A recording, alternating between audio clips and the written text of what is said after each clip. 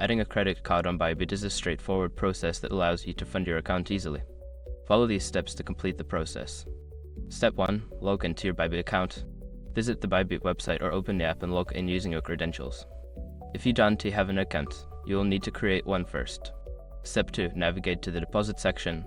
Once logged in, go to the assets or wallet section of your account. Look for the deposit option and click on it to proceed. Step 3. Select credit card as payment method. In the deposit options, choose credit card as your preferred payment method. This will direct you to the credit card payment interface. Step 4. Enter your credit card details. Fill in the required information including your credit card number, expiration date, and CVV code.